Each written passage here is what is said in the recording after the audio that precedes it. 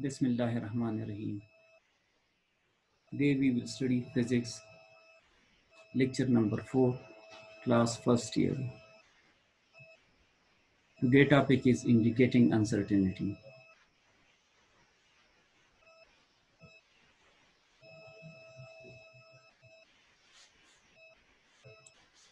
Indicating uncertainty. Let the length of block is measured with a meter rod and is found to be 22.5 centimeter. If it is 22.5 centimeter and the least count of instruments is 0.1 centimeter, you divide the uncertainty by 2. It will be 0.05. So if you measure this length, 0.05 and 0.05, both end will be uncertain 0.05. 0.1 centimeter means that half of the uncertainty is at the one end and half of the uncertainty is at the other end. The least count of the meter rod is 0.1 centimeter. Therefore, total uncertainty in the measured value will be plus minus 0.1 centimeter. That is plus minus 0.05 centimeter. Uncertainty developed at one end and plus 0.05 plus minus 0.05 at the other end.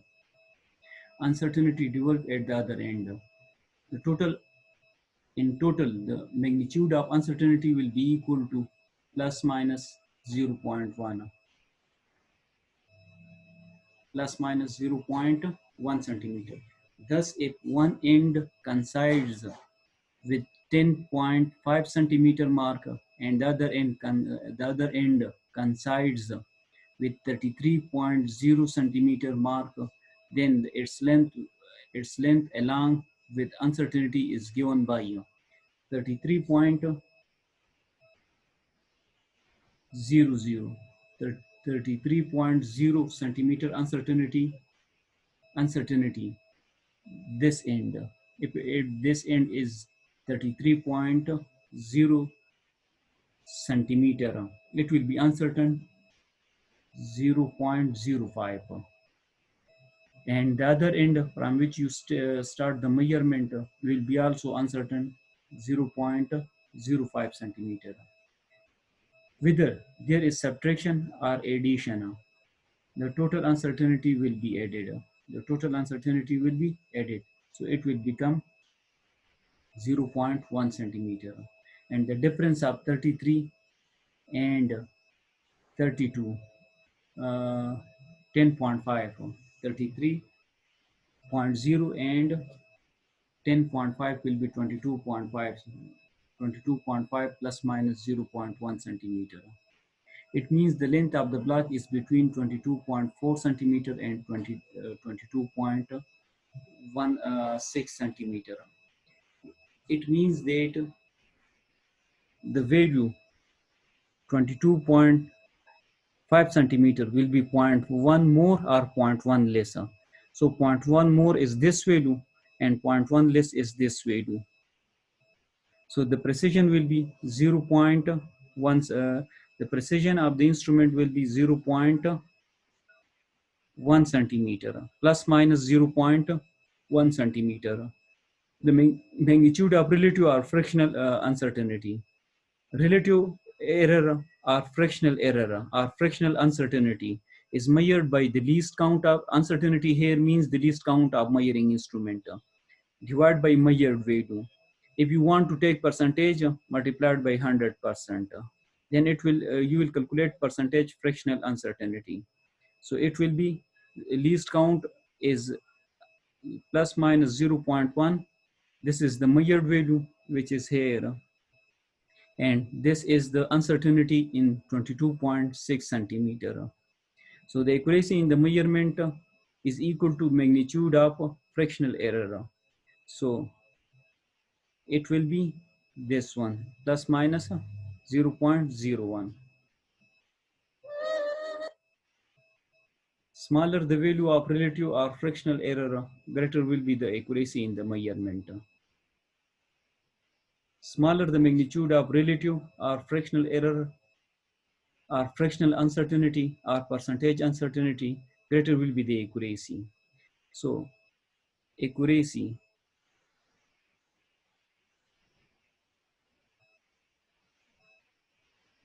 accuracy can be calculated by fractional uncertainty. I will write F for fractional, for uncertainty I will write F. Fractional uncertainty or percentage fractional uncertainty. Percentage fractional uncertainty or if fractional or percentage uncertainty is less, more accurate will be the measurement. More accurate will be the observation. Percentage uncertainty is less, more will be the accuracy. And precision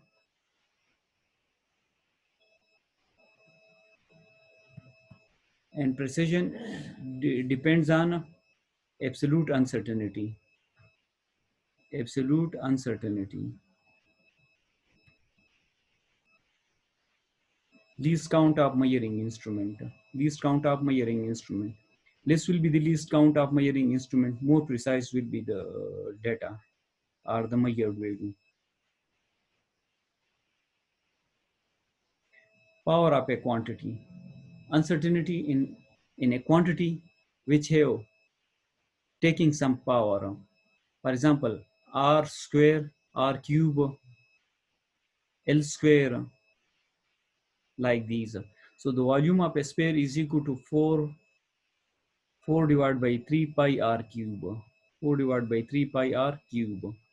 If radius is this one, 2.25 centimeter, and uncertainty is in the radius is plus minus 0.01 centimeter. Absolute error in and relative error. It is written as relative error is equal to absolute uncertainty divided by the measured value multiplied by 100%. This is the percentage fractional uncertainty. Percentage fractional uncertainty. Relative error, absolute error in radius. Here it means percentage fractional uncertainty, which is equal to 0.4%. 0.4%. So it is the percentage fractional uncertainty in this value in 2.25. So here in volume R is not simple, R cube, it is R cube. So taking the power of R cube and multiply it with 0.4%, you will get this one. This is the uncertainty in the volume. This is the uncertainty in the volume. So uncertainty will become 3 times. Uncertainty in volume is directly proportional to the power of radius. So percentage uncertainty in volume is 0.06%. You will calculate the volume. This will be explained on the next page. You will see, inshallah. So come to next page, I will explain. We are going into detail of this thing. This is volume. 4 divided by 3. It is the value of pi and it is the radius. Cube. So we will get, this is not, this is okay. Here it is plus minus. But I will erase that.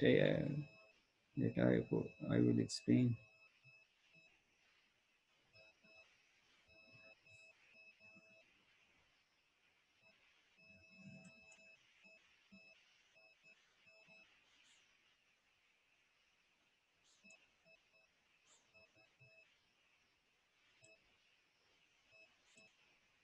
Now this value is equal to 47.7. This value is equal to 47.7 plus minus this value is multiplied. The value which we get from this will be multiplied with this one, 1.2 divided by 100, divided by 100. So you will get the uncertainty in this one. Very simple. I will explain it in a very simple way. So just write the value of this and you will get this value from the data. 1.2 multiplied by 47.7 divided by 100. Here it is multiplied with 47.7. 47.7. It is missing. So you will get 0.6%. So if you want to calculate uncertainty, as on the first page, we have written the uncertainty is 1.2%. It is the uncertainty in 100. If uncertainty, if volume is 100 centimeter cube, uncertainty will be 1.2%. Okay. If volume is reduced to half, is reduced, next page. If volume is 100 centimeter cube, uncertainty is 1.2%. If volume is reduced to half, 50, the uncertainty will be reduced to 0.6. It is divided by 2, it is also divided by 2. So 47.7, this value is near to 50. So they have taken its uncertainty 0.6, it's 0.59, but they have taken the round figure. So uncertainty is reduced to half, is reduced to the half. To calculate the uncertainty, if you want to calculate the uncertainty in volume, you will write the volume value 47.7 multiplied by uncertainty in the 1.2 divided by 100. You check and you will get this value. I don't have the calculator, so at the moment I cannot check. If you have confusion, you can ask in the Zoom class. I will explain it again. Okay. Uncertainty in average value are in any measurement. So find the average value of the measured values. So first you will find the average value. This is one value, this is the other value, this is the third value. So it is the sum of all these values. So the average value is 1, 2, 3 values, so divided by 3. So this is the average value. It is x bar. It's x bar. So it is, if you look, average value is 1.51. So you will calculate now the deviation. It is the difference between this value and this value is 0.01. The difference between this value and this value, the x2 value and average value is 0. So plus 0. And the difference between this one and this one is 0.01 divided by 3. You will calculate the mean deviation. So first you will calculate the deviation, which we have calculated already. Take the difference of average value and the first value. First value is 1.51 and it is the average value. It is the deviation. So the difference is this one. Calculate the difference of x2 also. It is 0, which we already calculated. It is called deviation from the average value. Deviation from the average value or mean value. This is the deviation of third value. So take the average of deviation. So this is the average deviation. So it is likely to be uncertain and the measurement is 0. This uncertainty, this value is rounded to 0.07. When 7 is rounded, it will become 7. So you will calculate the mean deviation. First, you will calculate the average value, then you will calculate the deviation of each value, then you take the mean deviation. 3 steps. Calculate the average value, calculate the mean deviation, calculate the deviation, then mean deviation. Uncertainty in a timing experiment. The time period of a simple pendulum or any other vibrating body can be found by dividing the total time by the total number of vibration. That is, time period is equal to total number of total time per vibration, total time per vibrations, or those vibration. We total number of vibrations completed is 30 and time per 30 vibration. So this is the time per 30 vibration. Time per 30 vibration.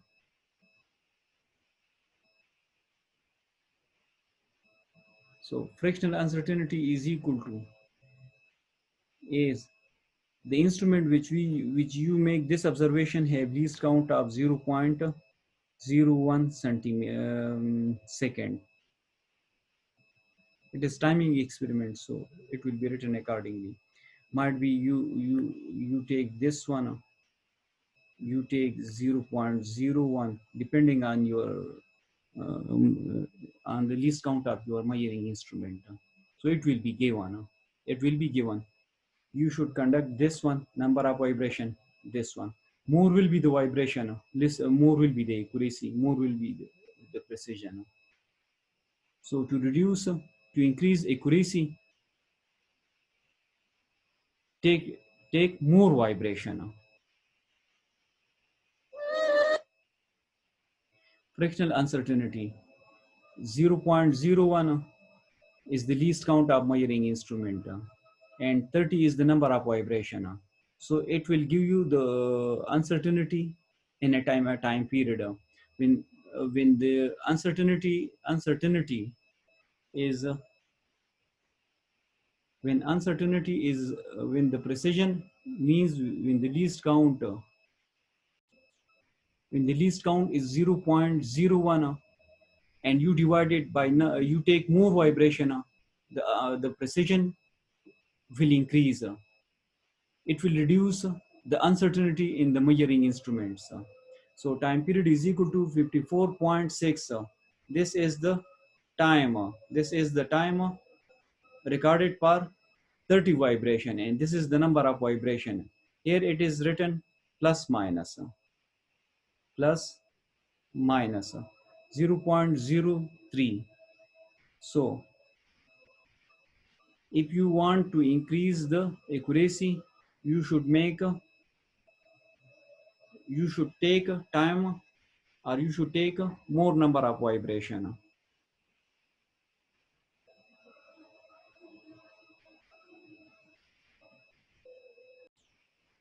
Now, rounding up numbers.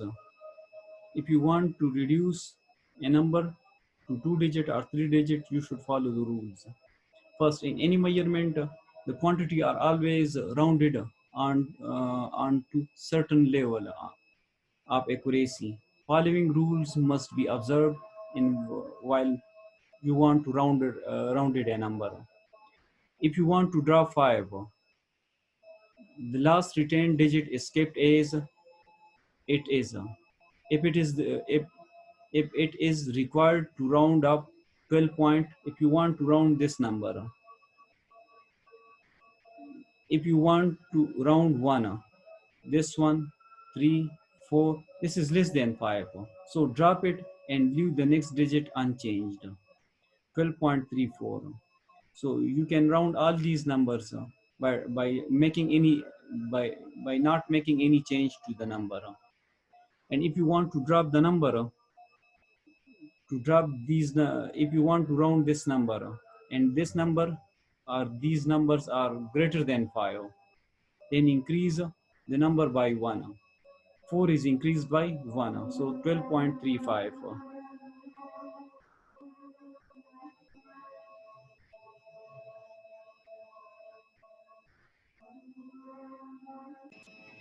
So if you want to round a number, if you want to round a number and the number is less than 5, the number is less than 5, you will round that number and will leave the digit unchanged. You will not increase the number. But if you want to round the number uh, and we want to round this number and it is greater than 5, you will increase the next number. But if it is equal to 5, the situation is different. You will increase this number. You will, if it is odd, leave it unchanged, increase it. If it is even, you will remain, you will increase it, you will remain it unchanged. So in this case, we want to round 12.35, 12.35, 345. So if you want to round 5, the digit before 5 is 4. Digit before 5 is here. In this case, the digit before 5 is 4. So you will round 5 and the number is even before 5. So you will drop 5 and will remain this number and will not increase the 4 because it is even. But if it is odd, you will increase it by 1. For example, we want to round this number. Here you want to drop 5. You will increase 3 by 1. So the rule is simple. If you want, if you want to round a number and you want to the number you want to drop is greater than 5, you will increase the number. You will increase the number. But if it is less than 5, you will remain the number unchanged. But if it is equal to 5 and the number before 5 is even, you will not increase. But if it is odd, you will increase.